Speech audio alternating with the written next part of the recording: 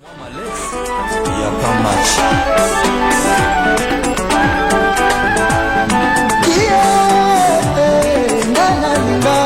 Adelar Menga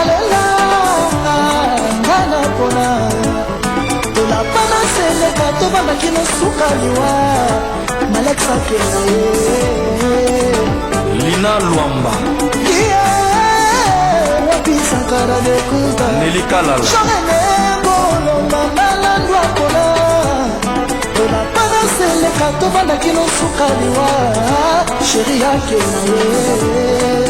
Iget Bakika nasina komayo nakati ya dictionnaire ya motema nanga sokolingi omona fofungola lete ya Jujumwanga Playboy leta mwezo signifie c'est amour jareneko le papa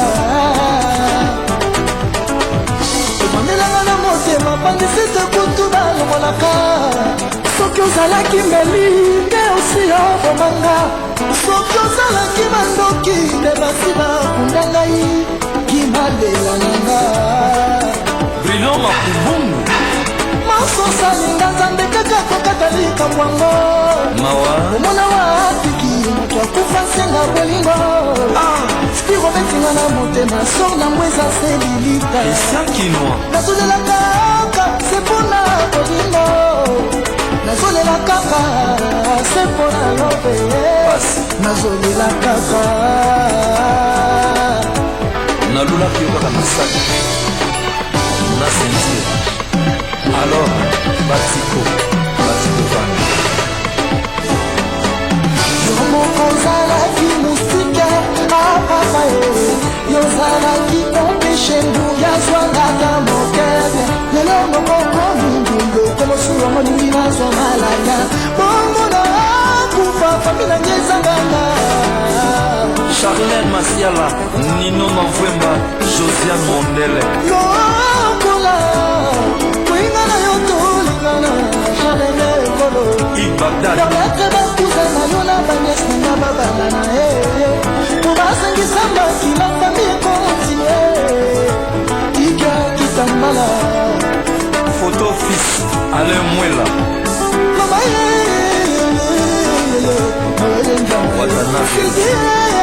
mabata mama paster okanisa te nazaka bandenge botika ngai ngana titi nakoma mikwape Patrick Muta malela nanga okomisaka likau alakutula na patience kisudi molukelanga le prince de la ville okwakinga na kosolio lokula daniel ekutu chance azalaki na buklie tata nzambe buklie na ngai yo sio malela Solange Toumi yotiki na mapona susi na ndako na kozela zonga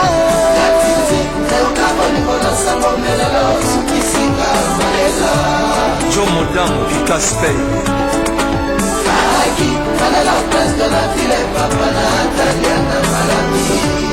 Léon Mbala JV Lekora odikanga nzoto ya pamba motema osi omema charene bolo ngai nasala nini Donato Kala honorable king etekila samanabra yeyeye amotaki iza Wata de Bondi nakimobangele manasela tina agenini mpona zuwa bolingo ya solo Junior Sanduku nalembi kozela bolingo ya roka ekota basouffrance mama natali kungi Black Buddha Pouille de Bondi bolingo jarene toleza mamalandu na kolofwa sekisanga nyonso kasi bolingo te Hervé Ilumba okotisanga kelasi lelo nazwi pete Sandra Moke asinda monyokolinga na kosuka wapi Yves Bajika natikala isole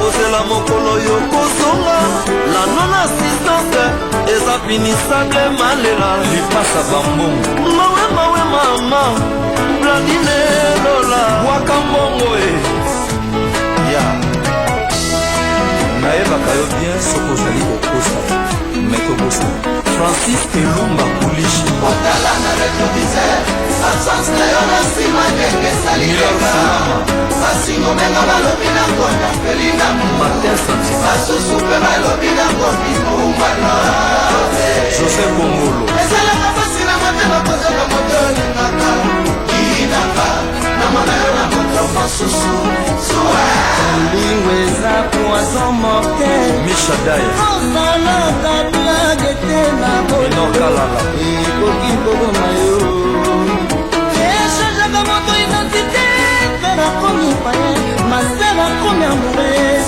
maître akomi to yuma akomi yake okotama normal okomi anormal imalela na paye na bona monanga bolingono ya detan bolingono ya droitan bolingono ya kaketa sokobina rumba na etan sokobetaka na detan obinaka na droitan omoni teke poni konkreta papa vraimen sala shwa na yo Jalik Mukoko Patrick Fortis Kim Kimbeni yanga mota yanga na ndeko motema ya lepie na dansango kaka mpona kongona atina mabe na malamu ata olekiseli na ye mongwana lungu na supu ya bolingo mpona bolingo kasi ndengaba na kolia yango avec apeti bakomplima mayabaya ata balobi na beta na basako Girabeto sokoza na cibutina konima na nga na kata yoka mpona koma esika ozali Haleluya de Lusalis amonamo saganegana mpona nesisianakoni kemalela yakana yambela yoyokeleki satemana yoana yambela moyokeleki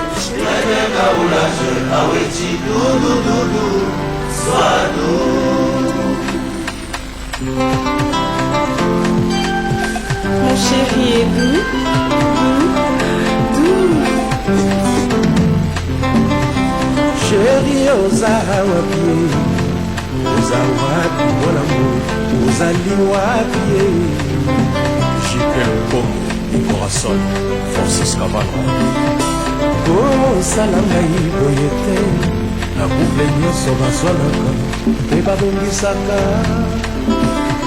nayebaki tokozwa probleme kasi nayebaki tokobongisaka ngai nimere presie ya motema na ngai eza yo Lolo Evangelho. nzoko ya bazolanda ye abombanaka nsima ya nzete te amour na ngai eyebi kobombana te Apache Maweti, Washington, Sir Elina. kimia nanga ekomi osila zoto ezapanda mpe zokende Zino Foster Banzuzi. redekabula jaweci nakomi pene nabebisa nzoto nzambe apesa ngai kampe na ye Vincent de Paul Kipulu, Grand Duché. na vi ya lelo yo okoki komesana na nyonso povrete matongi ata koina ya bato kasi okomesana kozanga bolingo te Mireille Adamo, Kaputalwa. nayebaka ebwelende eza ya ngai ye kasi makila nango eza ya nzambe eza ya yene kimia nanga ekomi osila zoto ezapanda mpe zokende Eric Blesso, redekabula jaweci nakomi pene nabebisa nzoto nzambe apesa ngai kampe na ye Mama Elisa Litulia, Alain Lilina. inanga sa yongo miso mpe bongo superfice ya kotalisa yo ata naza nanu na bosa te ya koboya pongi natelemeli bakomplima solifer mamamamama jambe Dina Grisé, Dina Style.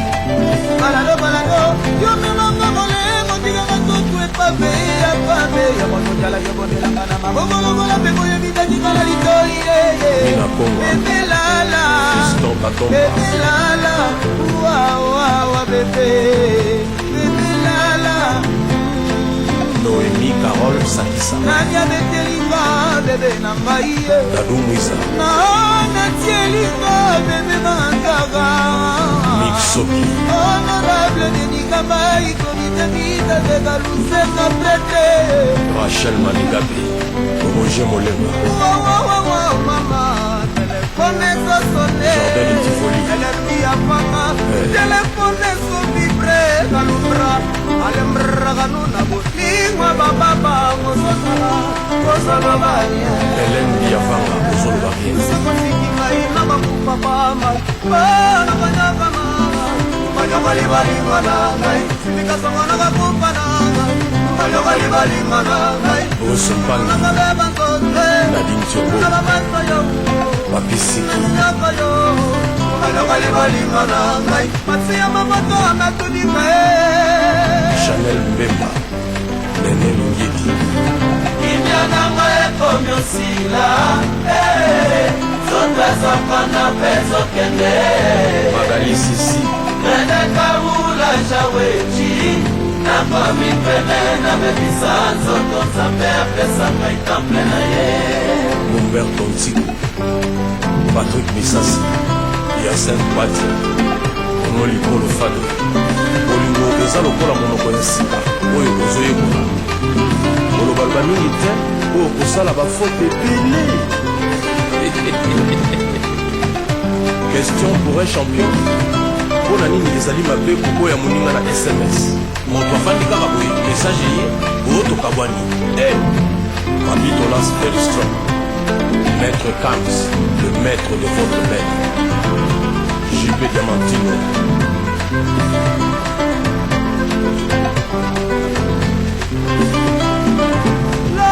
ezalaka likambo mitema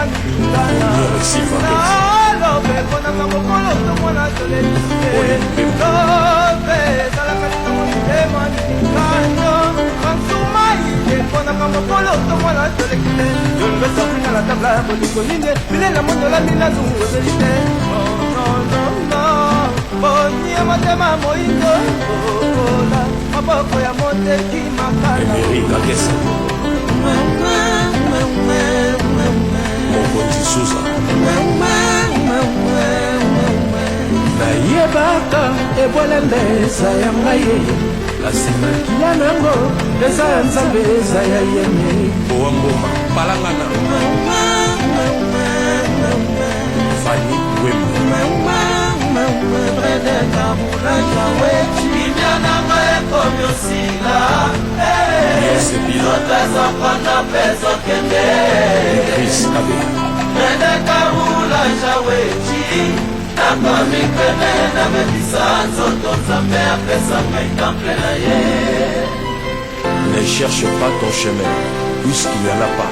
Raye ton propre chemin. La scène musicale se porte samedi 4 février au Salon Congo du Grand Hôtel Kinshasa.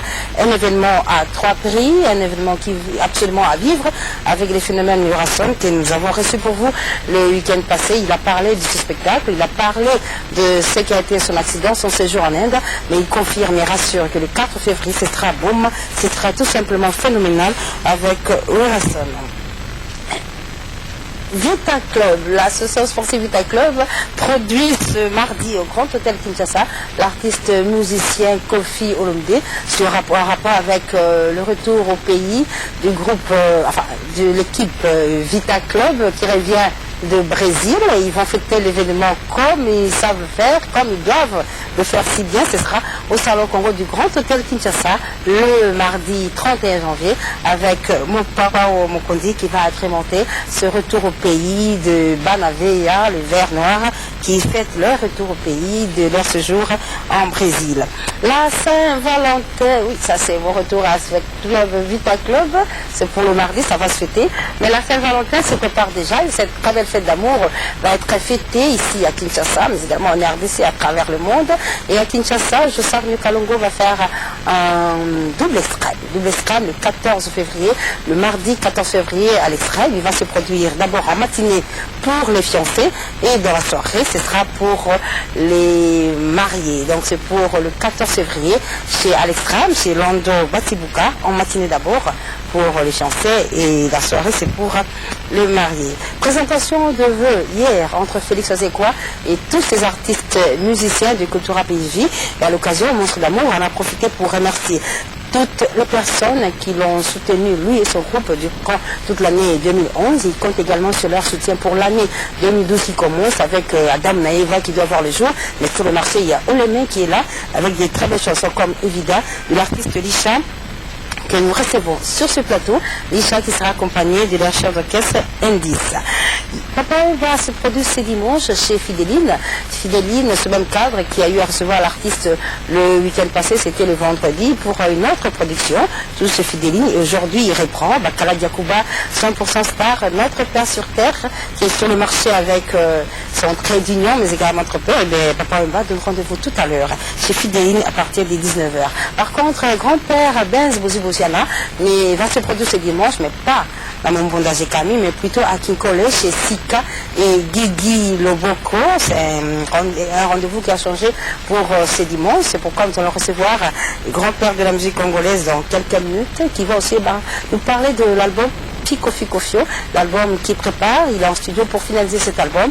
Et cet album a la particularité, mesdames et messieurs, de vous faire découvrir une autre chanteuse qui est soutenue, encadrée par les grands-pères Benz Bouzibouziana. On va rester dans ce chapitre des dames pour vous proposer cette chanson de Madame Angèle Kat, qui nous vient du Congo profond. Elle a composé une très belle chanson.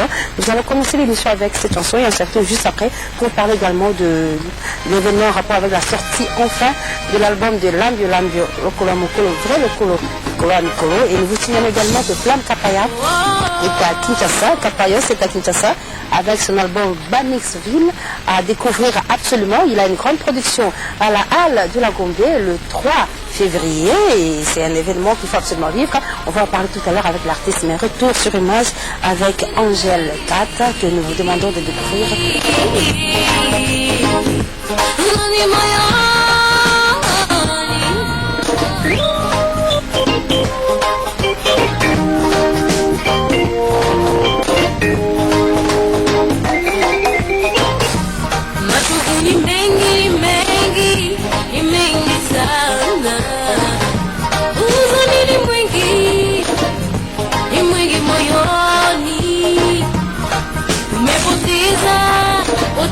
Ya kueleza kila siku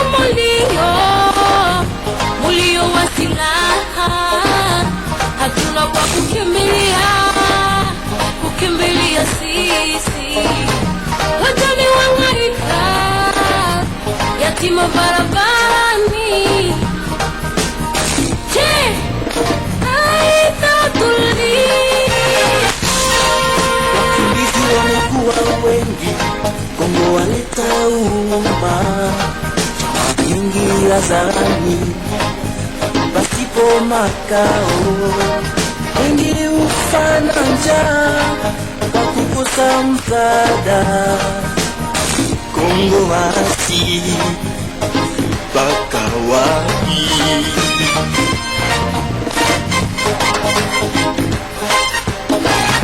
Hili linasababisha wachunga wetu kupotea. Tetesi waishi wamelazwa makaburini, hakuna wakufariji, maelfu na maelfu ya majamaa yanayokimbia katika pande hapa na pale, wanaokufa, wanaolia, wanaolia kila siku, bila msaada, sio na msaada toka pahali popote.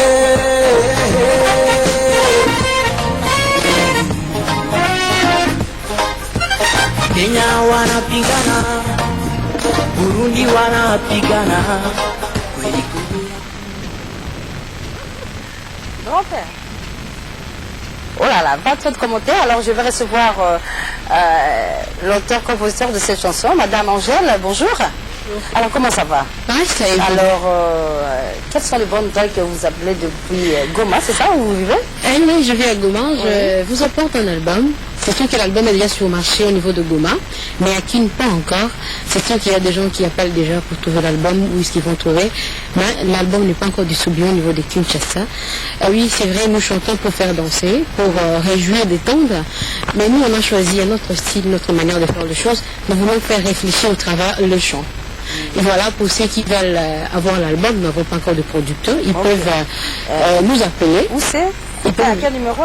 Le numéro, c'est le 09 94 37 60 44. Mais je sais qu'il y a des producteurs qui me suivent en ce moment. Il y a des gens de bonne volonté qui ont l'argent.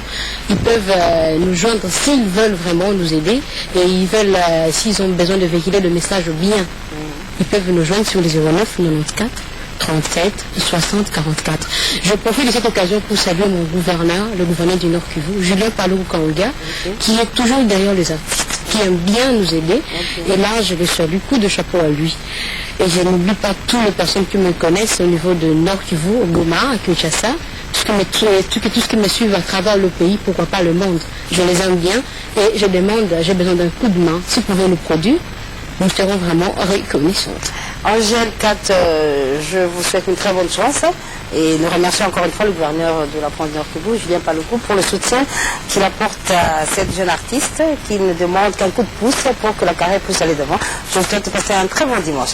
Merci Angèle et bon séjour à Kinshasa. Merci. Alors à vous tous qui êtes à Goma, nous vous remercions également de l'attention que vous allez accorder à cette émission où je rappelle que nous allons recevoir Jubin Fiana, Papa Chéri, Montefamba dans quelques prochaines secondes, mais peut-être de vous rappeler que Félix Ozekwa a eu à présenter hier ces échanges de vœux entre lui et ses artistes et musiciens. Cela s'est passé entre tous ces artistes, les artistes de Félix Ozekwa, Monstre d'amour.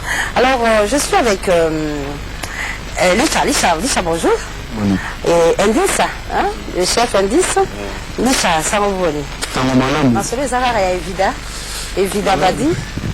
En fait, c'est le main. Pour le main d'abord. Évidemment, c'est la chemin d'amour. Vraiment. Donc, on a profité pour remercier le public congolais. Nous avons dit album, nous avons consommé évidemment. Nous avons dit et puis, merci à la sponsor, on a vu ça. Pour le but, nous avons un échange de vœux. La présence, sponsor, on a vu ça, pas à la Bralima. Merci, Naya. Et puis, voilà, donc, tout ce qu'on a dans le public. On les met dans le marché. Basomba yango bayoka banzembe za à part évident dodo des ali oh là là les ali énergie pesa voilà énergie pesa mais évidemment badi les ali pas ça chez vous. OK d'accord elle là moi ko bakisa là pour moi musala esalemi kitoko badaza zela yo na ole me bon musala sami kitoko na remercier public on yambi ole me OK nati ba qui va boulot. Bon, on a sujet. Donc, je l'ai aussi Adam Naïva, c'est ça? Adam, tout ça déjà. Tout ça déjà dans tout mécaniquement déjà bouquet. Alors, les programmes du groupe, on en a, il y a encore des déplacements. Pour le moment, nous en parlé. Tout travail dans Adam Naïva. Donc, sur le programme, nous allons pour le gâteau et tout ça. Merci, Lisha. Merci. Merci, Babi. On profite de remercier Guillaume Pandu. OK. Étoile montante, c'est ma tagi. C'est un club. Quand il est Inga et puis Simeon Moussindondo. Merci beaucoup.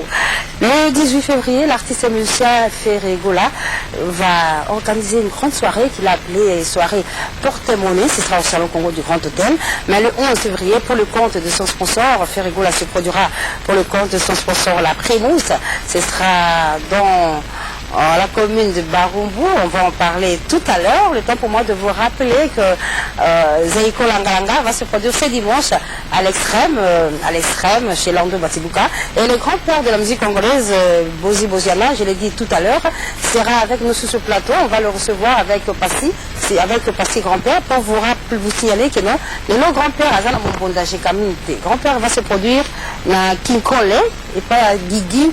Estika, le Boko, grand-père qui n'est pas seul, Aza accompagné na Passy, grand-père. Bon dimanche. Micro les aïeux. Mamie. Ça va bonne? Non, mais c'est kitoko.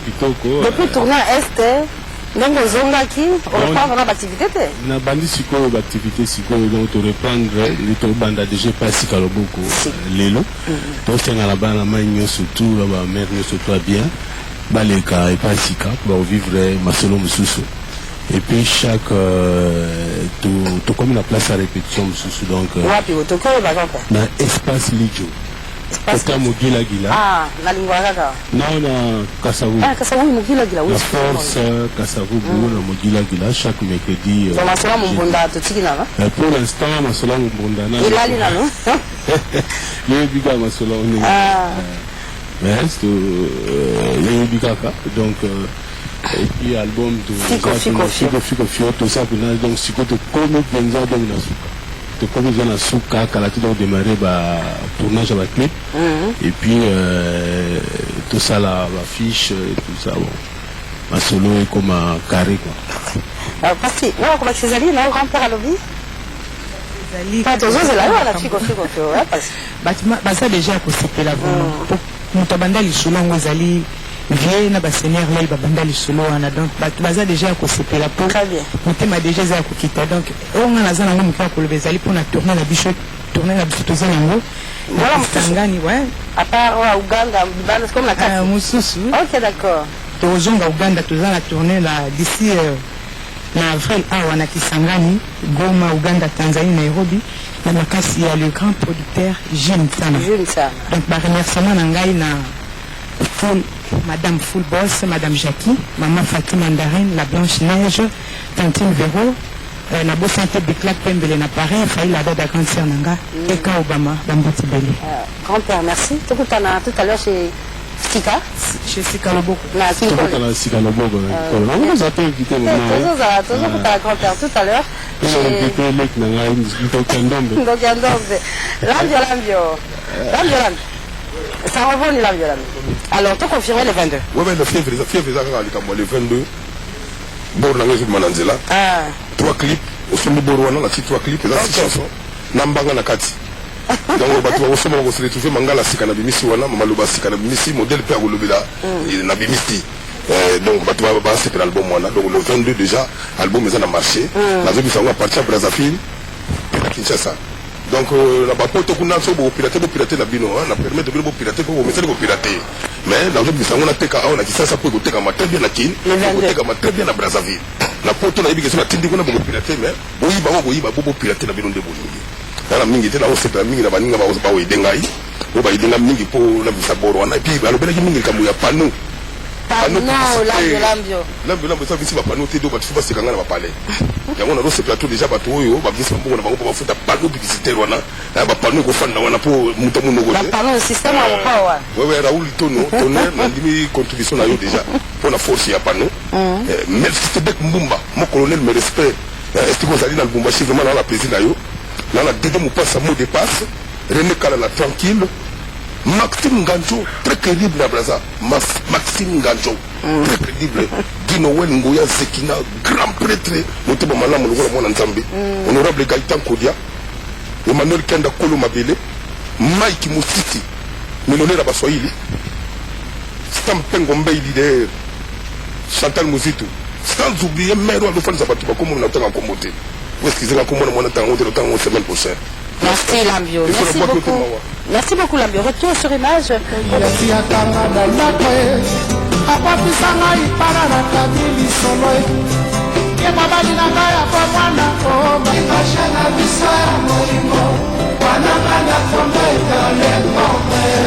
Didi Bokole, Ams Trésor.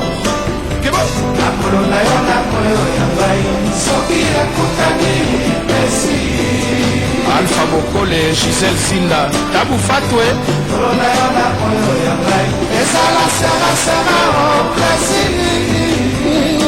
Adi Londole, Mado Spaghetti, César Ngadi, Horizon Massamba.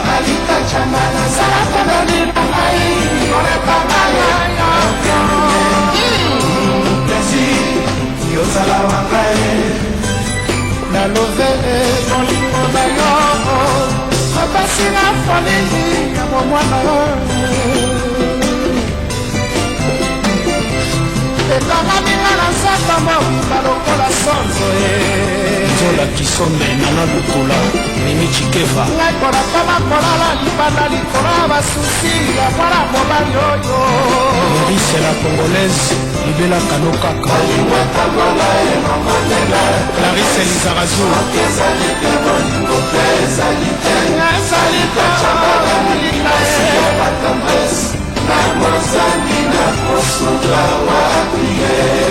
Temwe ya bolingo na biso bikaka lungu aleli Lise Chabani Nonda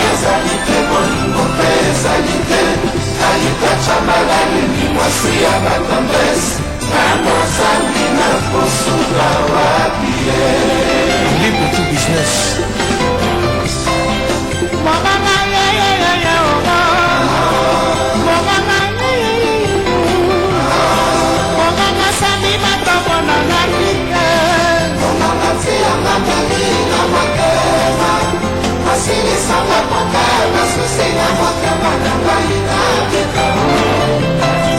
Monganga kikisanganga Monganga ya pasiala yoki Kokose ya bolingo salisanga yako Monganga na ngai alita chamele Ketanga tonganga na yoka malambwe Tonga ya kini vitekasi antibiotik Okusa bolingo esila ngai Wakara maladi ya bashene ekosila Shari na mazali pembele Namuka molingo na bisa ezali mokebebo Monganga chose mubiala nga na bikaye Monganga tia mabeli na motema Asilisanga motema Susinga motema na baina Marius Munga Sekali ya pona ngai na likaye Omakisi yango na nabie Okikisali yango na nabie Olaisi yango na mamiyalika Otalisi ngai miso Tomi asili papa la muka Tomi lobela shari tomi jijero Tani azali na tore alika Soki penga nazali bakristu Tali misi yango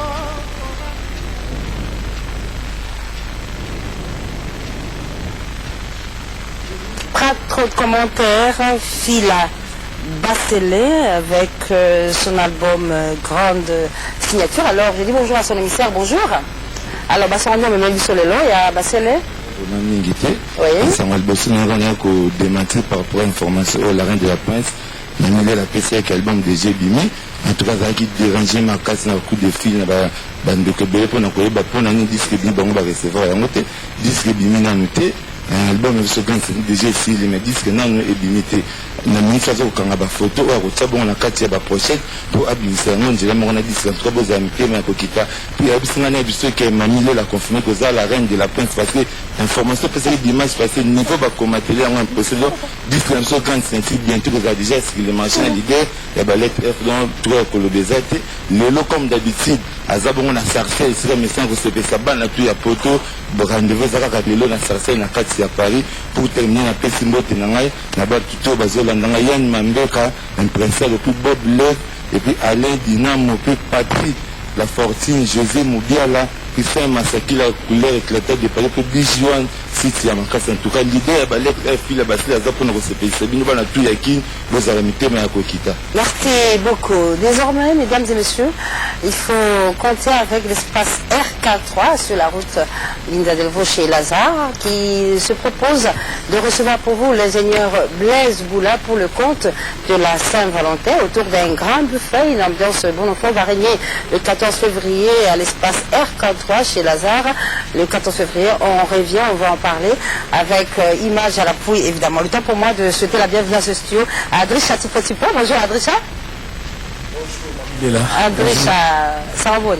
Non, c'est un moté qui toko. Adrisha, Naoki, tu l'as monaki, aux îles Matos, au Sombi, sur Matos, et à partir de pas très longtemps, rendez-vous il y a comme un permanent quelque part, Longindo, Casino Longindo.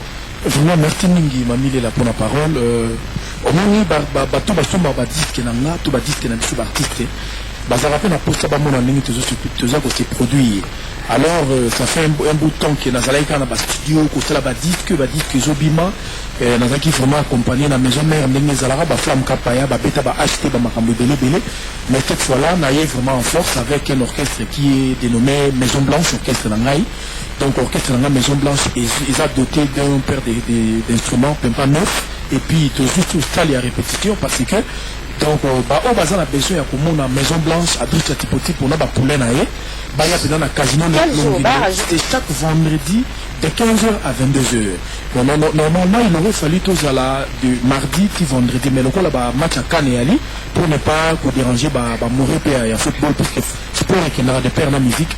Il y a moment to petit penza que chaque vendredi la ben ici ba vrai momi ba vrai chéri pena o baza na lito ya bien ba yo ka musique ya propre. Ba vrai Joe, ba vrai Noko, donc il est dans le casino na Mgindo de 15h à 20h. À 22h pardon, bon la musique ya solo. De bon ka na répertoire ya acheté Apocalypse, bon ka répertoire ya Antibal et puis bon ka Alpha 5 et puis bon ka rien à voir album pour Nicolo. Donc et là on a le bezawana pour na remerciement, na remercier Gervais Katende na Irlande na Dublin et puis la Bostonité autiste nous a confié Bilele. Honorable député élu au suffrage universel, Nerombo Moufouma Bangamoyo, et puis sans oublier le président de l'Assemblée nationale, son excellence Évariste Bochab, na maman Adèle Mpidi. Remerciement à Bine Yangwana. Merci Marie. Retour sur image pour retrouver Adrisha Tipo dans cette chanson qu'il a immortalisée, Andy Poutou Business.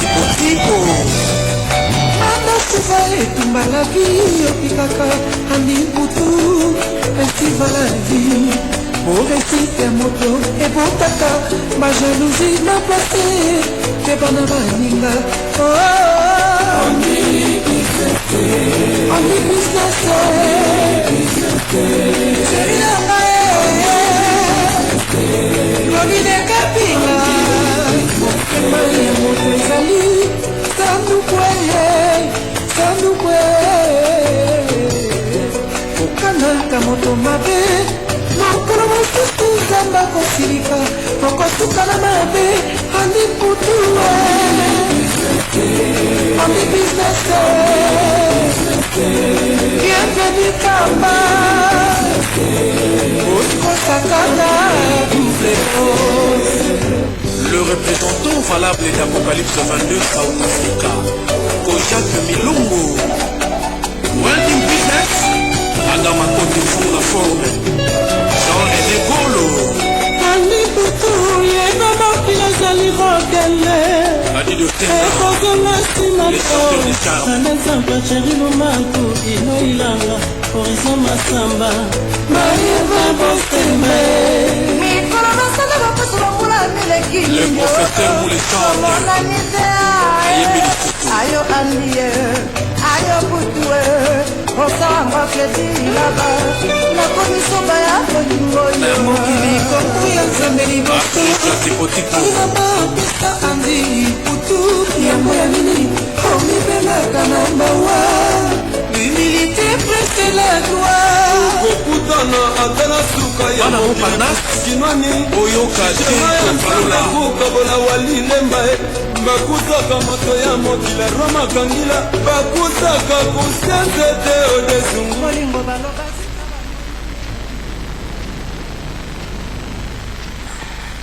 Andy Poutou Business, immortalisé par Adrisha Tipo à travers cette très belle chanson. Alors sur ce plateau, je reçois Flamme Kapaya. Flamme Kapaya qui est avec nous sur ce plateau. Flamme, bonjour. Bonne année, hein, janvier la cité. Merci, pareillement. Alors Flamme, le 3 février à la Halle de la Gombe, qu'est-ce qui va se passer à la Halle de la Gombe ce jour? Alors, à la Halle de la Gombe, j'ai fait appel à tous les fanatiques de la bonne musique, déjà pour fêter la sortie de l'album, de mon premier album, Banningsville. Oui. Les albums, il y a Flamme Kapaya. Exactement. 12 titres. Ouais, donc en 2012, cadeau, il y a bien un ça là. Vraiment, on a 4 points à Congo. Ils allaient Banningsville, 12 titres. Et ils ont album Moko. On a posé la question de l'avant Salango. Par rapport à la musique, on a vu que Bandaki, on a tourné tout autour il y a même thème, tout autour il y a même groove. Il faudrait que quelqu'un fasse quelque chose. Bon, malheureusement, tu ne sais pas découvrir cet album-là avec toi, Flamme Kapaya, mais Epsinga Wembi na Chabola vraiment. Donc, na Yembi na Kikongo, na Kikongo, et puis na Lingala, et puis na Yembi na français. Donc, esa musique na Bisto Oyo, puisque je me posais cette question, qu'il faudrait que quelqu'un fasse quelque chose. Et à un moment, je me suis dit, mais je pourrais être ce quelqu'un. Et donc, album on a dit Nasaliango, les albums on a osé. J'ai invité Batubaya, tout nous avons partagé moment. Et c'est déjà disponible à Kinshasa? Ça serait disponible après les concerts. Et je signale qu'il y a un point de presse. Il y aura un point de presse demain lundi. Et Bino Bata Presse, honoré Bino après conférence de presse, vous en avez déjà. Et puis, sur la toile, on a besoin de après concert. Après concert. Donc le 3 février. Le 3 février. Dans sa nouvelle formule, l'album naïe Banningsville, hein? Banningsville. 12 chansons. 12 chansons. On est pas la Kimbala? Naïe pas la Kimbala. Pour l'instant, qui retourne à Bandundu. Pour qu'il puiser dans folk, il y a Moka. Et puis, pour nous enrichir en musique, c'est toujours dans l'esprit à faire avancer la musique. Pour qu'on a plus d'avenir dans la musique. Donc, moi, il y a toutes les allées de femmes. En tout cas, le 3 février. Nous avons invité le 3 février à 19h. Parce que nous avons un problème où il y a ponctualité. Nous avons vraiment ponctualité. Donc 19h juste concert et Rwanda. Et puis le style à 22h. Donc, nous avons appel. Nous avons Flamme Kapaya. Nous avons profité, nous avons passé la meilleure vue dans Yajan Mabaya. Le vieux Kim Kester et Ménère. En tout cas, on a des fanatiques sur le monde est à nous, na Bandal, et les fanatiques n'angai à Bumbu, rendez-vous, na Bisto, le soir, on est dans la Baki Nazoya, na terrain, tout le monde en a. Et puis, Biron au studio Kabako, merci beaucoup. Album Nangai, déjà sur le marché le 3, na Bengi Binoni Soboya vendredi. On a présenté Bino. Merci. Merci Flamme Kabaya. On se donne rendez-vous le 3 février pour une production de stock avec Kapayos. C'est son album Banixville, 12 titres. Il a chanté en Kikongo, en Lingala, en Kimbala. Un événement absolument à vivre et l'album à découvrir. Alors je dis bonjour à Babia. Babia Chokor. Bonjour Mamie. Babia. Ouais. Babia, tout le monde va pas au Babia. Non, on a fait un peu. Au sommet de la paix. Police, Bimi, Babia, Zomba, Kofi, mais à 5 ans, pas Vienne. Tu comprends, Babia? On a 18 ans. 18 ans. Vraiment, on est capable de belé. Ok. Nous, on est capable de on a constitué 18 ans. Vraiment, on a bête. On a fait un texte de la coffee. Ah, ça y est? Texto. On a vraiment dans l'utilisé pareil, mais pas routine SMS. Ok. On a fait un SMS, c'est ça, on a coffee. On a fait un texto. Alors, on a fait un peu de temps, on a café à terre. Et quand on a pas qui panaille. Vraiment, on peut au quotidien. Donc, quand il y a un texto, à répondre dans un texto, quand il y a le bail, il y a un soupe, il y a un maramou. Alors, moi, il y a un vérifié, il y a un moyen que vous ne pouvez pas répéter. Au moins, il y a un conduit la porte et tout ça. On a un déjà. Et là, vous conduit. On a un conduit, il respect, il y a un texto. On a un texto comme il y a un maramou. On a un permission. Texto comme qui aux autres réponses. Que réponse, ils allaient qu'il y a tout seul. Il y a un anda tout seul. Ok, date va bien. Avocat n'a pas qu'il n'aide pour comme il la vie n'a pas 18 ans. Va bien. On est en français, toute vérité n'est pas bonne à dire. Mais on a bébêté à petit peu. On va samedi soir. Ils ont fait battre. Parce que comment on est une mauvaise chambre on a dit ça. Parce que nous venons à un moment de compte à respect. Parce que nous on est une mauvaise chambre on a dit ça. La condition qui est venue à comprendre le monde. Voilà donc. On peut passer à Ranzela pour aller baba. C'est ça vraiment. Nous avons déploré pas vraiment soit où la nana petit naïe, il y a un morceau de petit macoya, il y a naïveté, il y a la vie dans la ndongo au pied. Nataka na la babia za mopao. Ils ont souka pour petit gagner mon père en attendant le bon média. Mais ma soeur vient la petite na tête va bien. Non, ça on a mon fleuri. Ils ont aussi ma permission. 18 ans avec on est là. Je n'ai pas de président. Nous texte en tout cas répondant directement positivement. Et on est en BPT. Et puis à la vie on a eu petit naïe. Tant que Kofi a dignité, moi, que nous ne bêtons pas une gombosa alors. Tu nous bêtons le 14. On est là, on est pour Awa. Ah, oui. Comment est-ce que. On a bêté à Kofi. Mais si Kofi a dignité, il y a un problème alors. Tu aka vie na nga nabeta yango mpe na njili basi kosusi nango ezali oyo kisasi ya ndimi voilà mposo ya ndimi kaka bomonaka publicité kobanda basi komo mpena monene vie na nga ndima kaka mais nanga mabe te le 14 février bakemite ya malamu non le 14 déjà wana obeta na bande mpona concert kisasa obwasi komo monene obetanga na batatolo na nga na babrasa le 14 février nakobeta na Mambo Beach na invitation à son excellence Bonaventure Ngwabo. Papa likambo te tovandi na ndako yokangeli ngai elongi esali ngai pasi nde esengeli nayeba nabengio na chambre mpo tosolola namemi nde ngambo ye papa likambo te o tovandi na ndako yokangeli ngai elongi esali ngai pasi nde esengeli nayeba nabengi yo na chambre mpo tosolola namemi nde ngambo ye ofingifingi ngai ye mpe yo betinga na butu bana balamuki batuni ngai mama nini nazangi nde maloba ya koloba na bango pasi obwaki biloko na nga na libanda na balabala bato baye kotuna ngai mama nini nazangi nde maloba ya koloba na bango sonie oparvenir kobelela ngai na balabala moyibi oparvenir lisusu kosambwisanga epai ya bato engai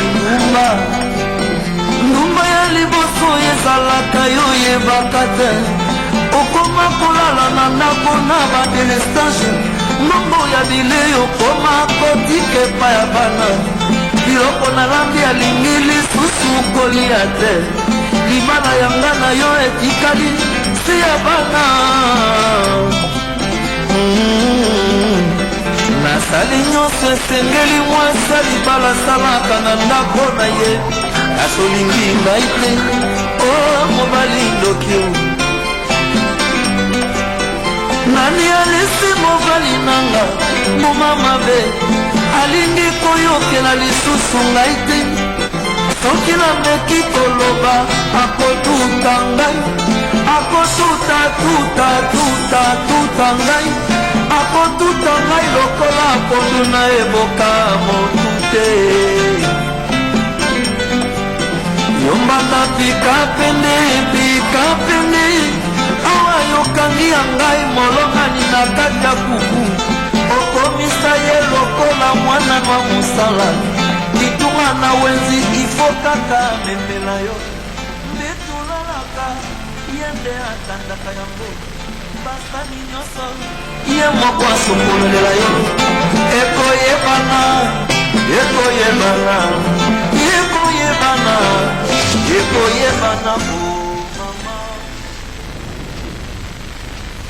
Werassad, qu'on va retrouver en super forme le samedi 4 février à l'occasion de son retour sur scène après l'accident malheureux dont elle était victime il y a de cela quelques mois. Werassad, pas trop de commentaires, on va maintenant vivre le sport qui annonce l'événement du samedi 4 février au Salon Congo du Grand Hôtel Kinshasa.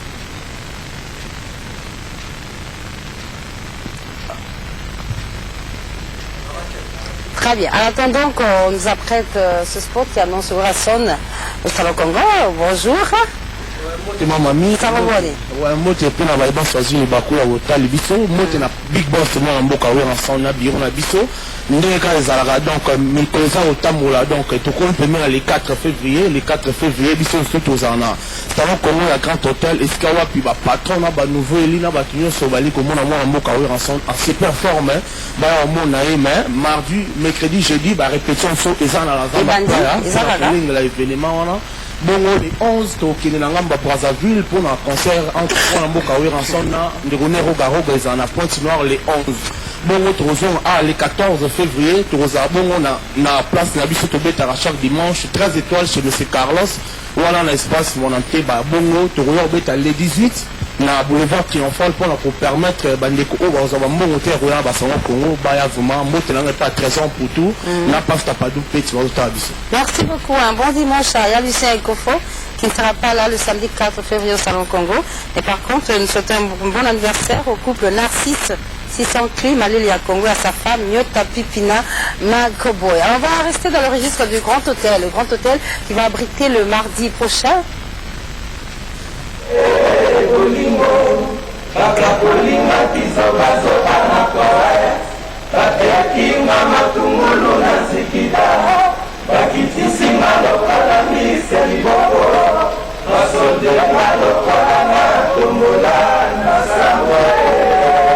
Ici ils ont dit déjà le 4 février qui aimait les rois de la forêt. Bonne année Nabiso.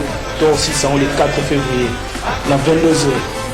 La masse a tout ya vie ba besoin pour être fait dans le compte. Après ba India, ba le 4 février na Salon Congo. Kama soya welcome Igwe na Salon Congo. Dans la musique, il y a le 4 février au monde à l'Union les votes blancs. La nouvelle idéologie qui est aussi dans l'ensemble de la bataille, âge Fassimba, Nzete, Banabraza, Boya, Ramon, la ligne, on a un bénéficié de concert le 4 février à Salon Congo, qui a le Congo de Fapekato, le Mala Inouakato, il est Saouma. Il est la Mapekanga. Gros d'entrée, $100 avec consommation d'une bouteille de champagne. $100 avec consommation de 3 bouteilles. $100 sans consommation. Gaïté, Nathalie Binoni, Gaïté, Gaïté, Gaïté, Bouangana Kangao, Gaïté, Gaïté, Gaïté,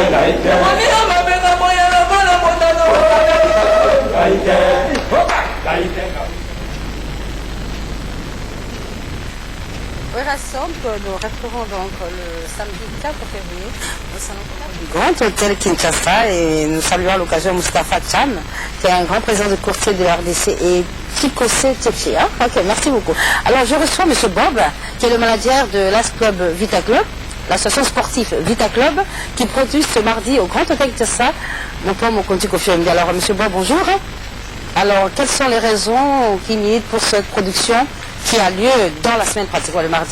C'est-à-dire à l'occasion du retour de l'équipe du Brésil, où l'équipe est allée pour s'interner.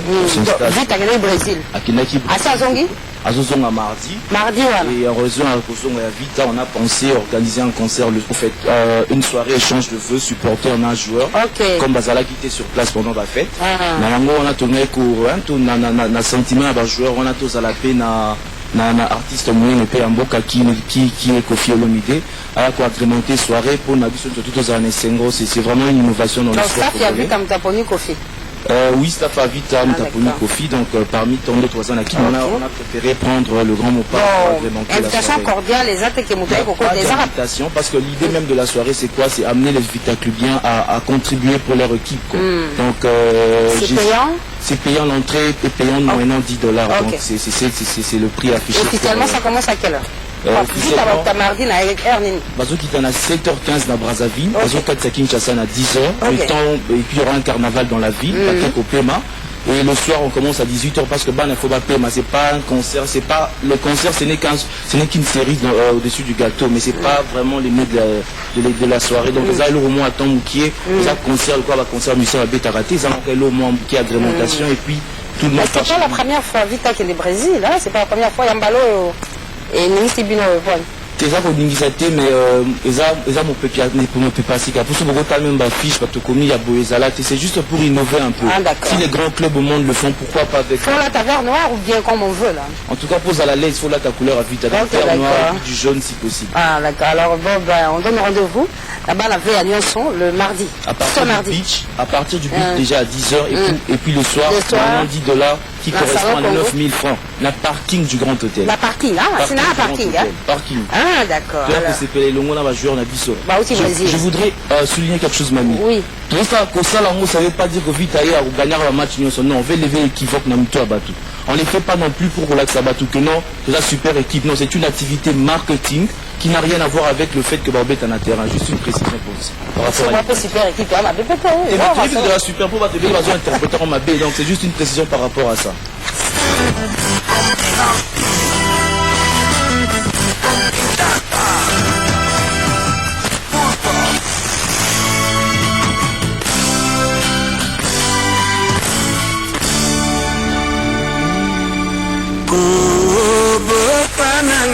na ladina ya nseko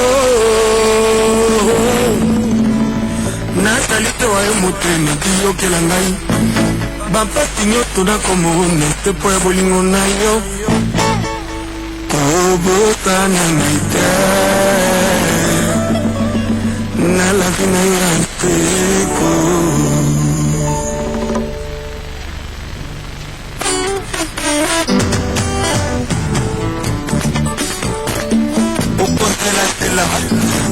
okotela neti tokomekela ntango ya koplaso te ontologi ya tikali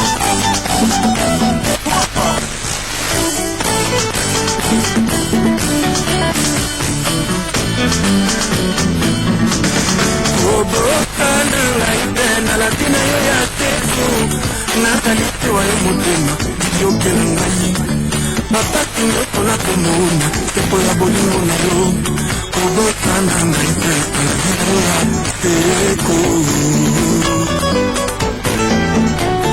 yotunoli ngai motingo nini nayebitina te kokande yo osalaka na mwasi mosusu pemeninga nayebaka te batinga na bisengo naete na ba ya kokanisala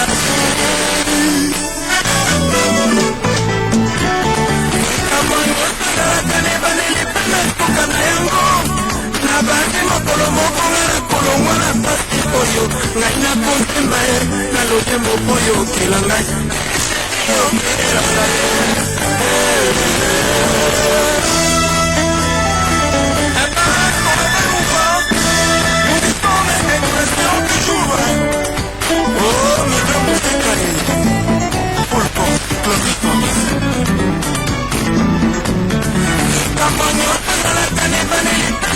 na yango na baki mokolo moko nga na kolongwa na pasi oyo ngai na kontema ye na lotembo oyo okela ngai okela ngai okela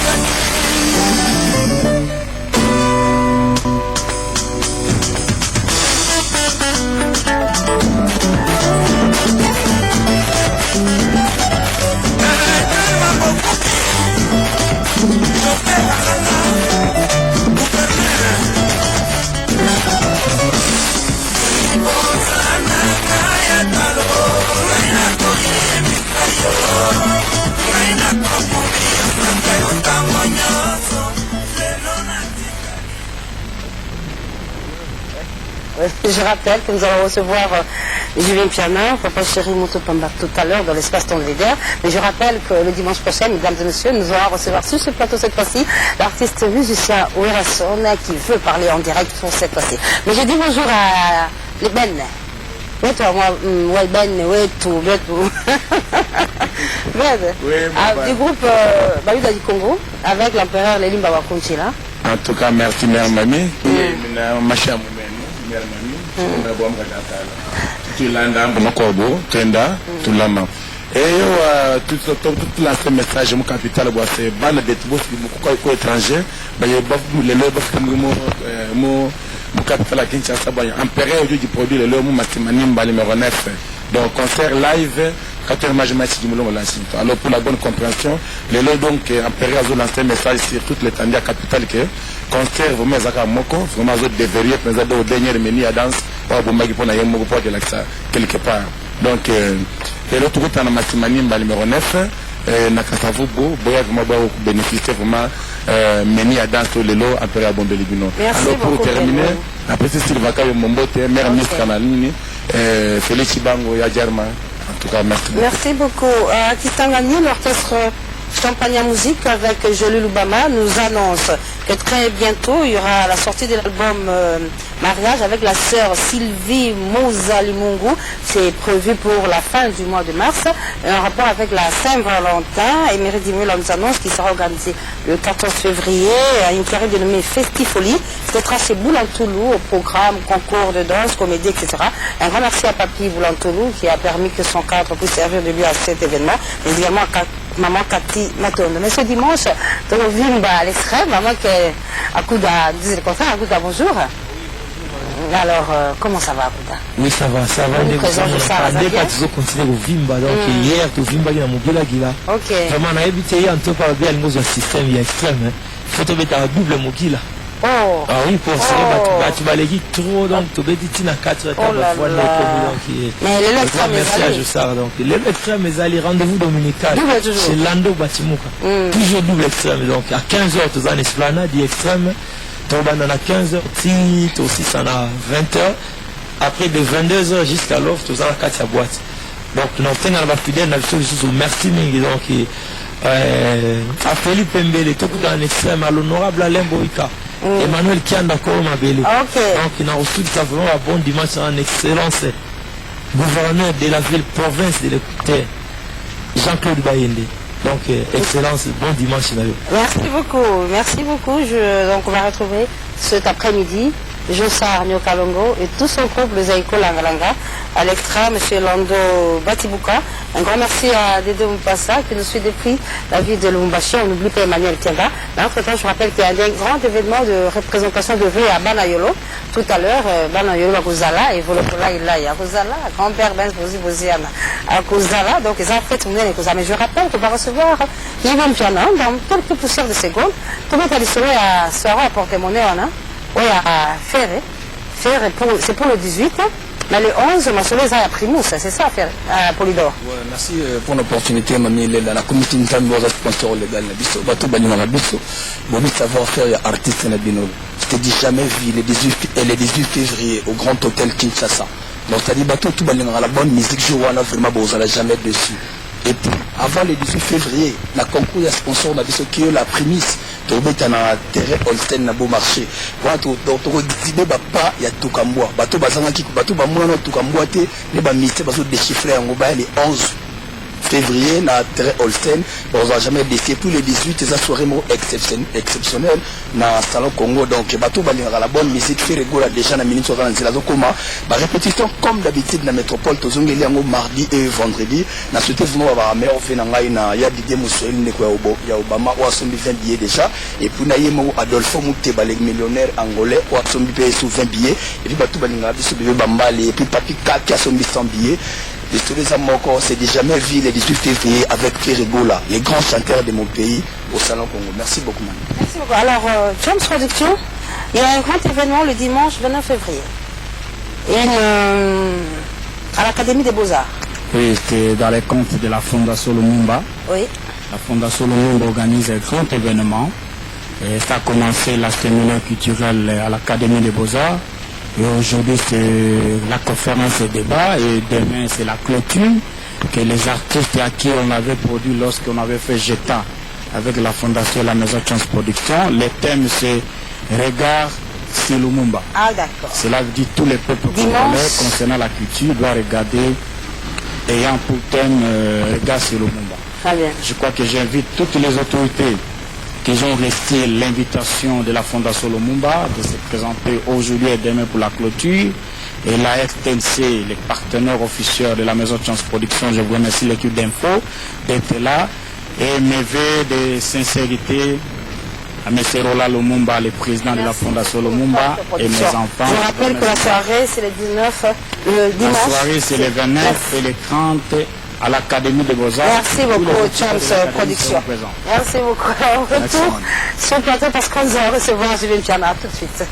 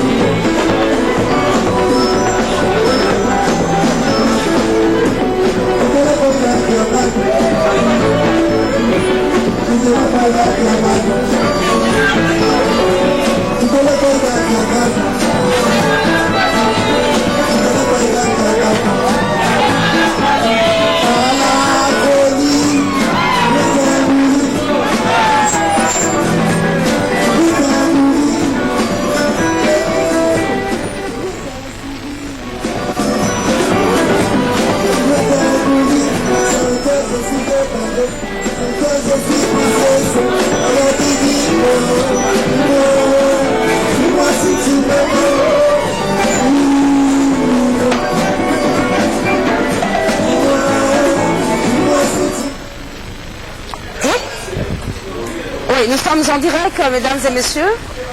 Mesdames et messieurs, nous sommes en direct, excusez-nous. Alors, je rappelle que je vais recevoir Jibin Piana dans quelques minutes, dans quelques secondes, parce que hier, c'était la présentation de vœux entre Papa Chéri et tous ces artistes musiciens. Le cadre qui a été choisi, c'était chez Fidéline. Alors, aujourd'hui, Papa Chéri va présenter ses vœux les meilleurs à tous ces fanatiques à travers toute la République démocratique du Congo. Ça va se passer en direct dans Caribou Variété. Un Caribou Variété, voilà. Donc, Nazo Yamba Motopamba. Motopamba, bonne année, Papa Chéri. Merci, madame. Alors, on est là en direct avec Jibin Piana, comme on l'a annoncé. Yes. En direct avec tous ces fanatiques. Le jeu des Jibin Piana tout de suite en direct. Hein. Voilà. Merci. Je t'en prie. Jibin Piana, bonne année. Merci, madame. Oui, bandaki bien. Ouais, bani, maman la coco sur ma ça va. Mais la mars, c'est un série béni. Et puis, il y a qui n'a vu, il y a l'issolo, il y a qui m'a cassé. Mais tout comme la souka, il y a l'issou souté. Et comme plus Patrick Bologna, Mtabimi. Nzembo Moussouana et Zipi, l'issolo, il y a album. Non, Punda, ils en ont toujours à la hauteur. Toujours le mot d'ordre. Oui, toujours. Punda, la cabra danse, la cabra mange, c'est mot d'ordre. Mais, ils ont la cabra bima, ils ont même Paul Enchar. On changera Paul Enchar. Ok, d'accord. Paul Enchar. Alors, Jibin Piana, tout au long de cette année, parce que tu as rencontré beaucoup de difficultés quand même dans la production. Quelque part, tu te sentais un peu lésé par rapport à certains comportements. Sur place ou bien en dehors? On a dit ça. On a dit ça, ben non, pas vraiment. Mais nous avons bien quand même des difficultés, que la note avant de sortir l'album, nous avons malmené, nous avons censure. Donc, à part ça, le concert normal, il est quand même bien, pas de problème. Alors, les productions en Europe, Papa Chéri, ça te manque quand même? Non, ça c'est un gros souci. C'est un gros souci pour tous les artistes. Non seulement pour Jibin Piana, mais pour tous les artistes. Je crois que celui qui a mis Bango, c'est la même chose. C'est vraiment un gros souci. Il faut vraiment difficulté de l'est. Donc, moi, ressources, tout ça, aider les musiciens, tout ça. Nous, on peut s'en sortir ici sur place. Oui, vous les leaders, oui. Les leaders, mais les musiciens, les pouvoirs, j'ai raté les bandes, se retrouver à Kama, c'est important. Alors, Jibin Piana, tu fait 10 ans. Il y a un contrat avec la Bralima. Il était prévu un événement à Kimwaniki. Mais ça limité. Il y a un peu de côté, dans maman, trouble à la Kimwaniki, mais que ma belle lecture, ma belle tout ça. Et entre nous, mon pépé, on est les canons, l'air calme, quota. Mon est un avion pour ça, l'icolo, au moment temps, zone moi turbulence, ici nous avons attaché ma ceinture, nous allons monter après, bolongoli, donc c'est comme ça. Nous avons une zone moi turbulence, nous avons un domaine et surtout nous, les artistes, nous sommes victimes de ça. Toujours souffrir dans ma casse, et celle qui va m'amener sur le projet, tout à l'heure, nous avons besoin, et c'est à cause de ça. Je crois que le rôle a le temps pour la psycho normale, et puis tout va te remettre en main. Notre fontaine a l'histoire Bralima là-bas. Il faut que ça ait Bralima. Oh, peut-être que tout ça est monté, mais Kindengo, qui parle, Kinzonzaku, oh, peut-être qu'il faut bander la roule, on a 10 ans pour l'enlever.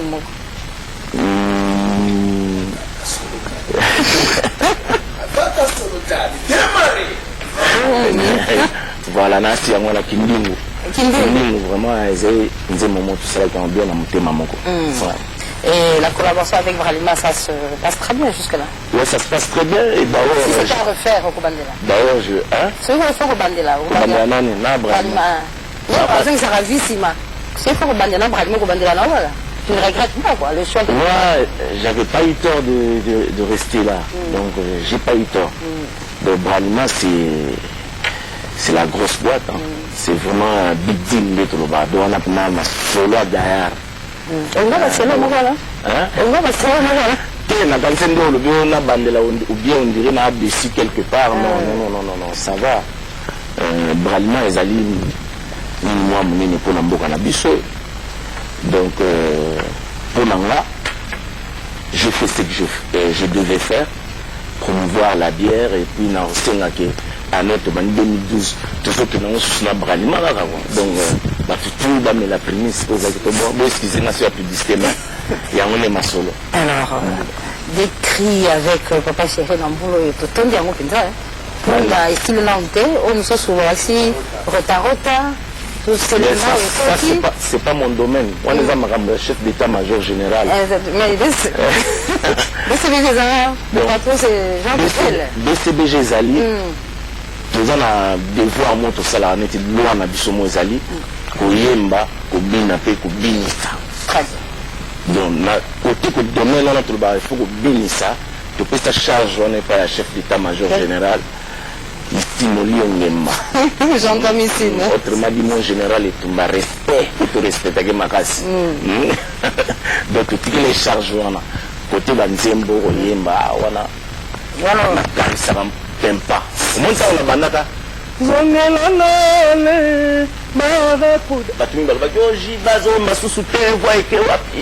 nous sommes l'album depuis la Yemba Sanctification.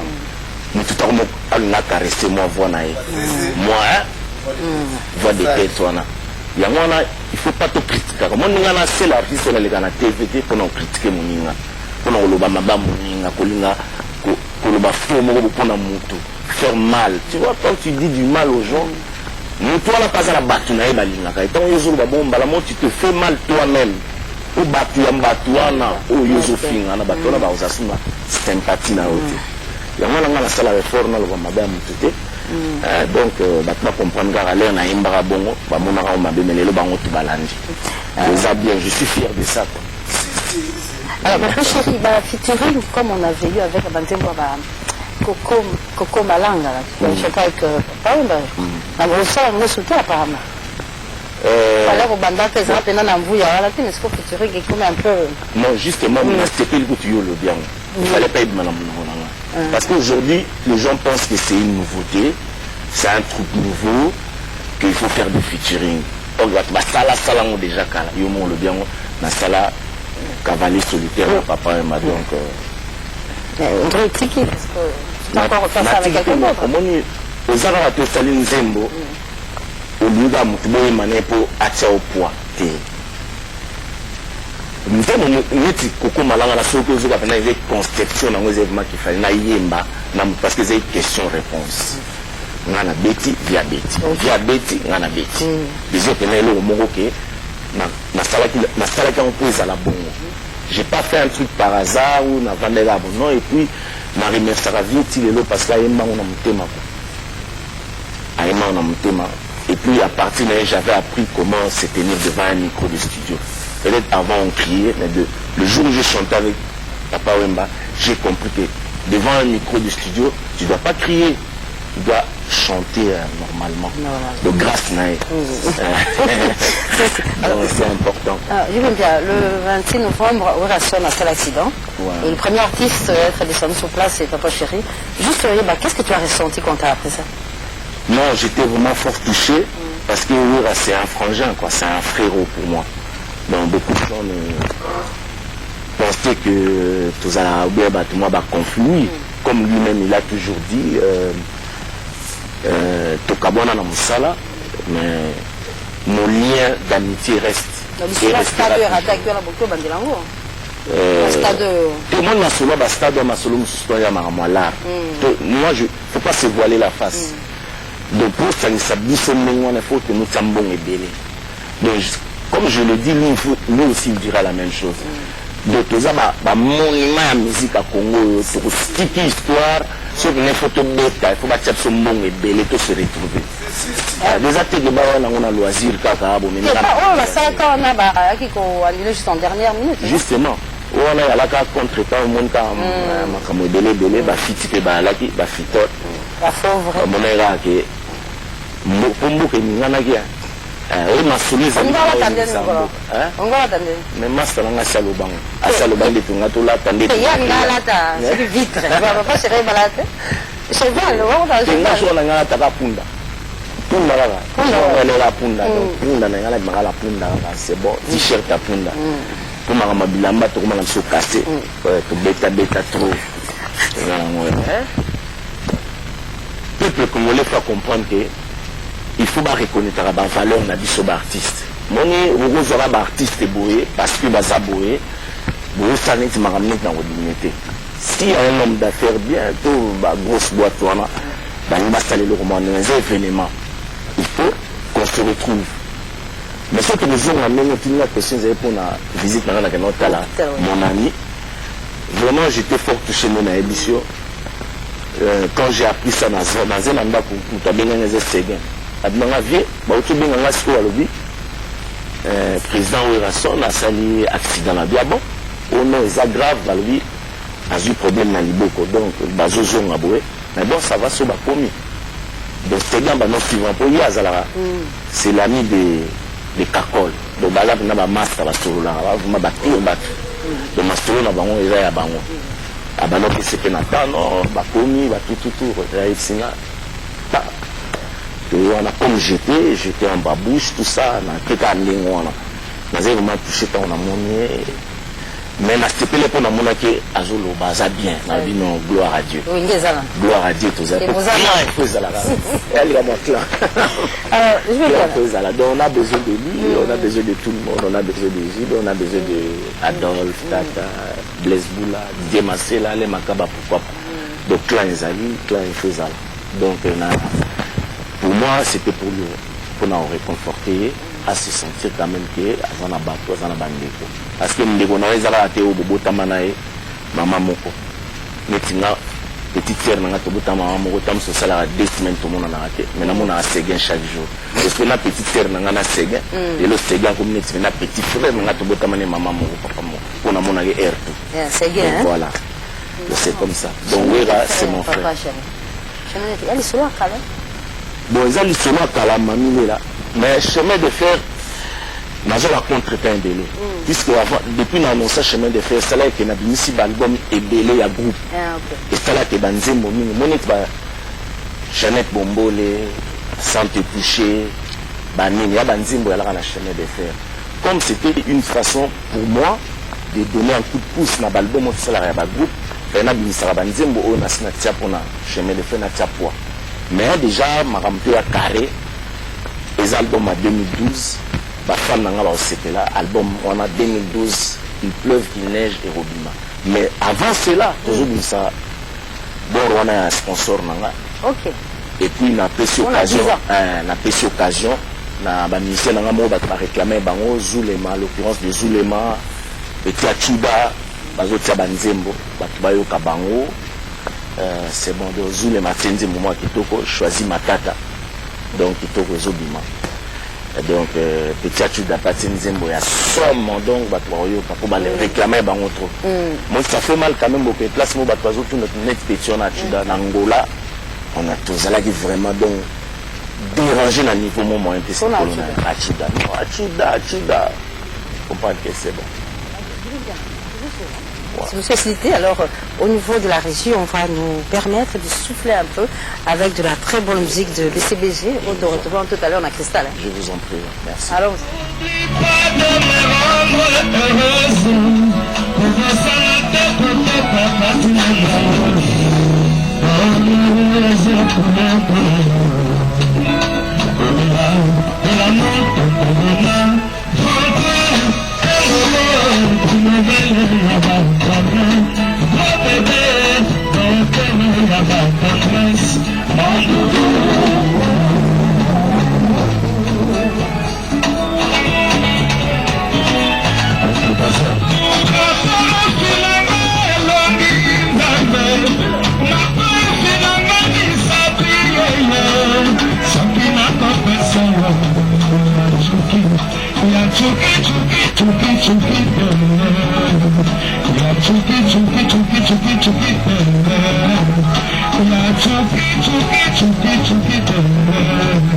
Yeah.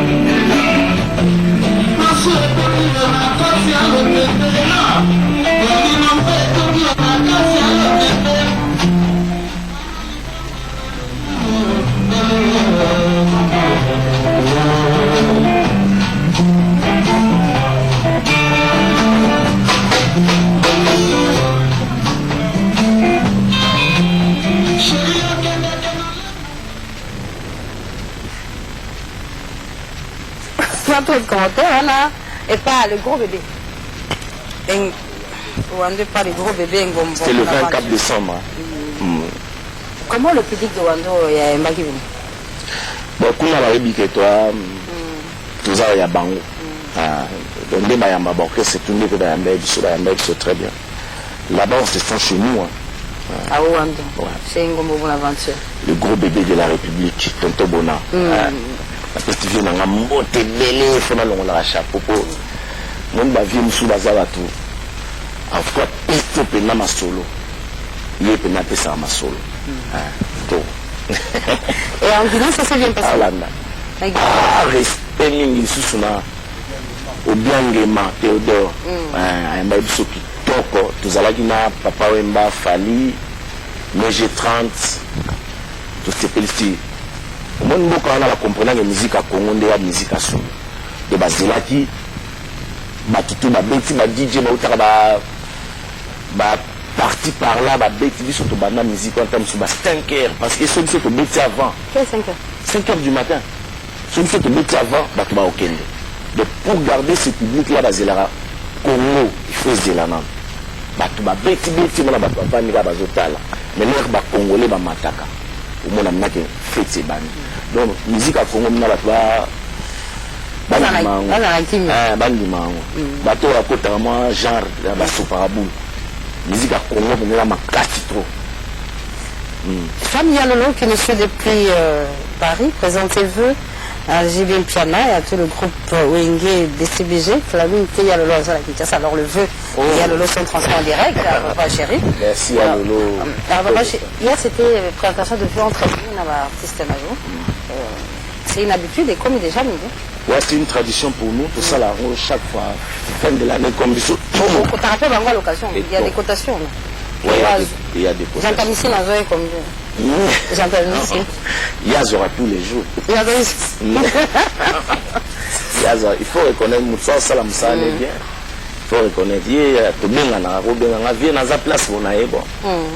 Azuma le mois tchoueke, Nakim va tchoueke, Azuma tchoueke à l'aise. Donc la collation qui part à souster. La tradition a été respectée hier. Oui, la tradition a été respectée. Tout ça là qui wana, tout ça là chaque fin de l'année, le coup là tout ça là sur le podium et tombaké. Leur janvier bandara 20 là. Il faut na les canaux na les villes là présenter ma vie dans la population, dans ma fan nangai. Na artiste comme nas artistes, il faut que ça va venir dans l'artiste. Et puis tout ça là moi cocktail, moi ni moi dîner. C'est bon quoi. Alors Julien Piana, on te reçoit aujourd'hui parce que c'était une occasion pour toi. Vous savez qu'on a un musicien aujourd'hui avec tous ces nombreux mélomanes qui nous suivent à travers le monde. Dans la Potoazo en Davis, alors Julien Piana dit il va présenter ses vœux en direct. Alors on va commencer les actes. Non, merci Mami Lela, merci na RTNC, merci na Batutu. Mais nous testons l'occasion quand même, parce que c'est janvier style qui. Maintenant, on a raison, il y a pour le Bamanga Mavé. Le lot, c'est le 29. 29, oui. Donc, dans 2 jours, Maramango est stylé. Et à Tégoya, ça va te battre en février. Et ça, c'est ma valeur. Donc, on a janvier, on a clôturé dimanche à janvier. Moi, je présente tout le vœu le meilleur, dans le peuple congolais. surtout ma fan la bonne musique au balingaka musique nangai papa chéri na remercier bango ndenge ba soutenaki album na bango sont en sérieux ndenge cartonné tout au long ya 2011 il y a rien à dire dans mon commentaire rebellité mais ba vœu bonheur prospérité longévité tout nzamba sunga comme ça 2012 oyo ezala année moko ya bolingo vraiment na présenter ba vœu mingi na artiste émission toujours passé moment difficile stikoyo je pense que 2012 au ici là l'artiste va voyager ndenge balingi babeta ba concert ndenge balingi parce que awa okobeta 10 000 concerts mais pokangana na masolo nde tokangana ba nord eza mwa mobulu ezala bien napesi baveu nanga vraiment donc nalobi musicien nyonso donc bana na bavie donc bavie lutumba bavie nyonso bavie ndombe petum bavie nanga joski tokiti papa wemba Kofi Olomide mon grand mopao président nyonso ndenge azovimba donc bavie ebele n'est pas mon ami et frère, pour la sonne vraiment avec toute sa famille, de vœux de bonheur. Adolphe Dominguez, Blaise Boula, Les Makaba, Didier Massela, Amanda chante, la mission basée belé, peut-être à mon aon, n'a pas été, mon sur la norme, notamment, tout est belé, mais n'a pas quand même, vraiment, il m'a fallu faire tout ça. Si il m'a bossé, nous vous rappelez. Mam national, on n'a pas dans le Nibali.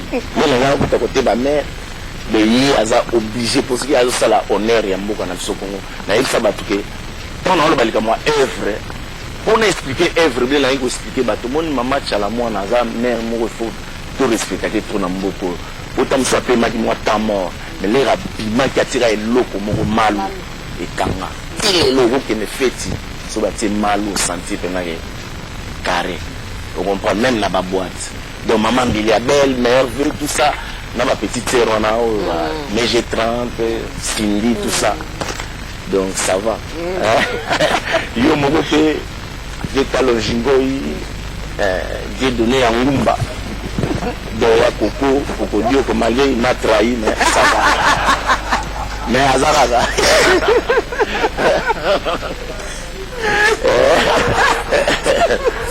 Donc vraiment donc ma mission non le bassiste pour tout ça là on déjà le tout style là lobby ba veut ce qu'on a quelque pas ba vu autant sous là vous avez moi problème sérieux vraiment OK vraiment assumé non bana vraiment non pas parce qu'il a l'argent mais parce qu'il aime les gens pour la musique na katanga pesi ba veut na Moïse Katumbi Chapwe vraiment la petite la venanga Adam Bombole les grands saoudiens donc les bourgeois gentilshommes il vient dans palais il y a beaucoup comment j'y vais ma bonne na yé na ma bonne donc tu te viens dans palais donc là où tu te le ma c'est tu vois na vient dans palais à toutes les autorités, moi je n'attends pas comme vous êtes,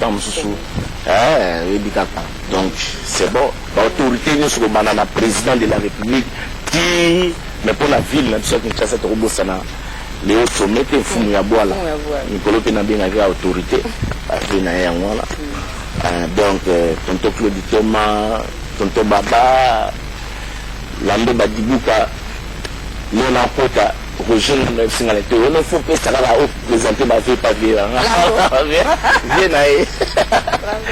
en tout cas ma vie tout va ébi donc on a beau s'anifier monter l'homme moderne le président de la FECOFA les Constant Mari na PC ma vie naé donc c'est bon quoi donc VIP na si azolanda VIP Florent Mia Kono la sanité le capitaine de vaisseau Jean-Dominique Okemba son arabana na maman Magéo donc na peste bavé nanga docteur Rémi Lepria na moisinae maître Dorothée Madi ya petite sœur nanga propre on a peste bango bavé Donc c'est bon. La peste baveux dans tous les musiciens qu'on appelle les leaders, les musiciens nyonso ya bango, les musiciens tout, les musiciens nyonso ya Congo, vraiment, je suis de votre la peste no baveux belé. Donc ma autorité na botanga bakomo mais na lobika na banina yé mon président de la République na batu nyonso. Donc la peste on baveux mboke tambola bien. Tout est bien, mademoiselle, et ça va bien. Tout à l'heure, on confirme le rendez-vous à Cristal. Tout à l'heure, nous avons à Cristal le plus grand rendez-vous dominical. Non, nous on vient à l'heure. Nous sommes à l'heure. Mais mon place sera pas organisé, logement à la loge. Mais ça fait que le public aussi va arrêter. C'est un problème où Roger, mon sac quand il passe, il insiste en heure. Il y a telle heure. Mais si tu passes, tu ne verras même pas un chat. Donc ça veut dire que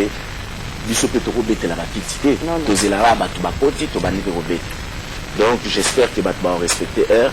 Vraiment, la délai, pas les tout puissants. Papa Augustin va tout maman qui deux fois. Bossani était Antoine Gonda. Ok. Avec le président de l'Assemblée nationale. Et Faris Bochable, professeur à Rosaramate, Papa Moulumba, donc, émission aussi la tête. Vraiment. Donc la peste à Congo Mubambote, surtout la population. Merci beaucoup. Merci beaucoup, J.B. Piana. Merci à vous tous que nous avez suivis. C'était un grand plaisir de vous savoir très nombreux pour nous suivre. Et nous terminons avec le vœu que nous formulons à Richard Chitia, l'Abramovitch congolais, à l'honorable Serge Bouillet et sa femme Madame Sylvie Neboisbois, et à Kai Inga les Copperfield, mais également Sega Mignon qui souhaite une bonne année au président Desi Kabouchop en Angola et à Massamba Rocky da Silva. Je vais bien là, c'était un plaisir de t'avoir sur ce plateau. J'espère qu'on va...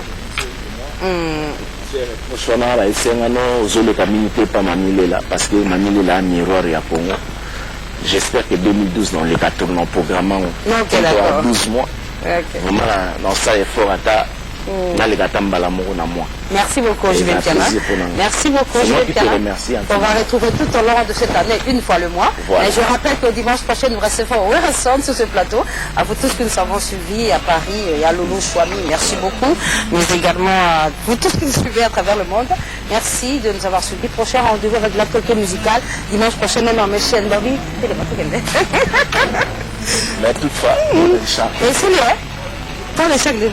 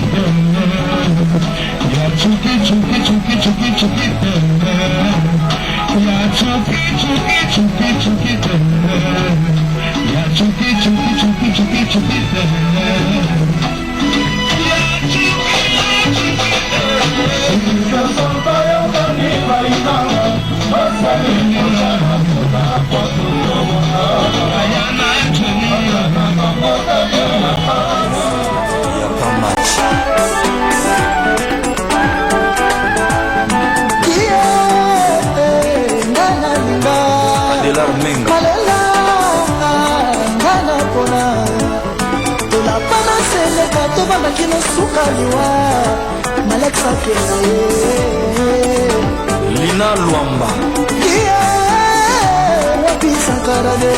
Nelly Kalala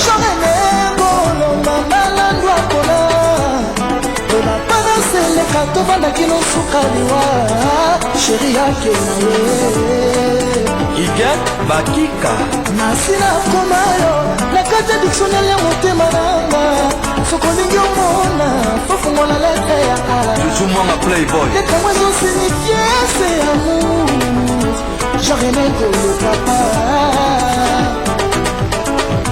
emondelanga na motema pandisi te kutu balongolaka soki ozalaki mbeli nde osi obomanga soki ozalaki bandoki nde basi bakunda ngai kimalela nanga Brilon Makubungu masosalinga nzambe kaka kokata likambo yango omona watiki moto akufa nsenga bolingo spiro betinga na motema sor na mbw eza se lilita nazolela kaka se mpona bolingo nazolela kaka se mpona lobe nazolela kaka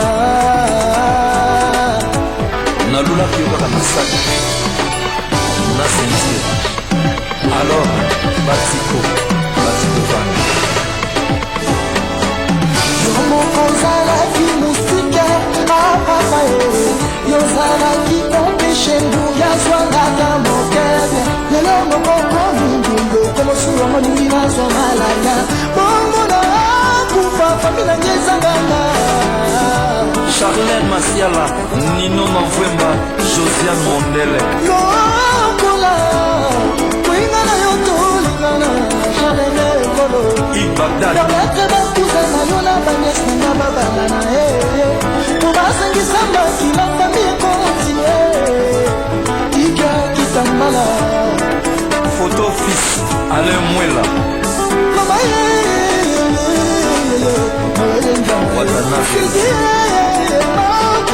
mama pasteur mokanisa tena ezakaka ndenge botika ngai ngana titi nakoma mikwape Patrick Muta malela nanga okomisaka likau alakutula na patience kisudi molukelanga le prince de la ville obwakinga na bosolo lokula daniel ekutu chance azalaki na buklie tata nzambe buklie na ngai yo sio balinga Solange Toumi yotiki na mapona susi na ndambo na kozela zonga natiti nayoka bolingo na sango melelo sukisinga malela Jo Modamu Ikaspey Aki kalela prince de la ville papa na Atalia na Malami Léon Mbala JB Lekora Odikanga zoku ya poma motema si omema Charene Golo Aina sala nini Donato Kala Honorable King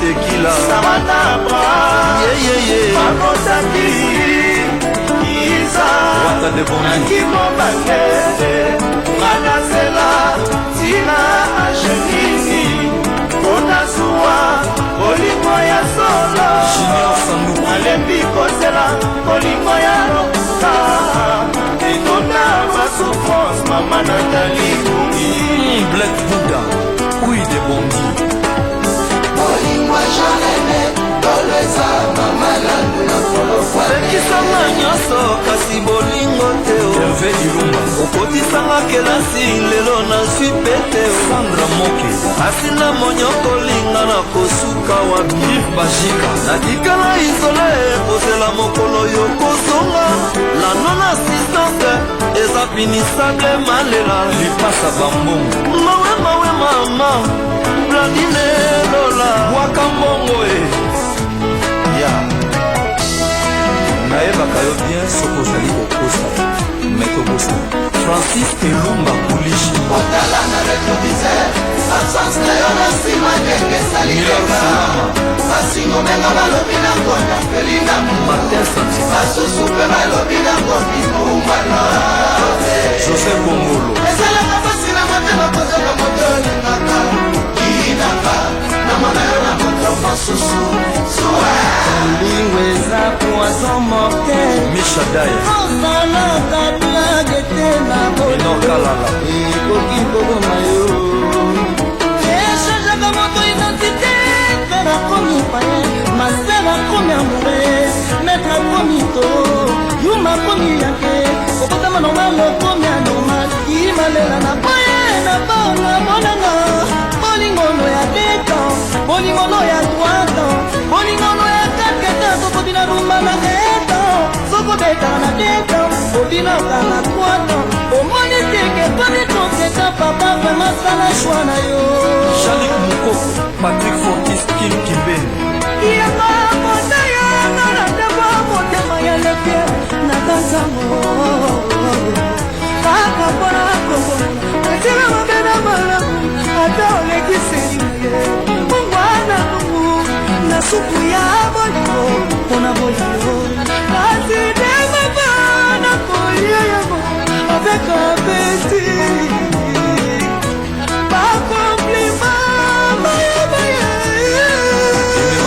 spécial ata balobi nabeta na basakobangana na jibuti na konima na nga na kata yoka mpona koma esika ozali lelo ya lulusalisi seganengana mpona nesisebekoni kimalela yakana yambela yoyokelenge satemana yoana yambela moyokelenge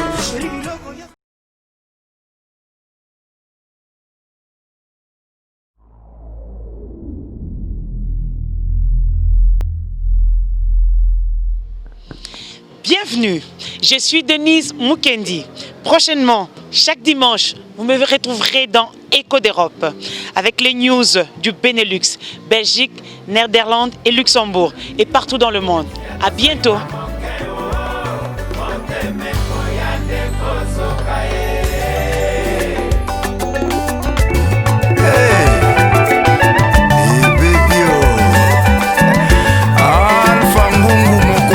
Château d'eau, Chili Monka le grand luxe. Bonio serré na mwana Didier Mpeti.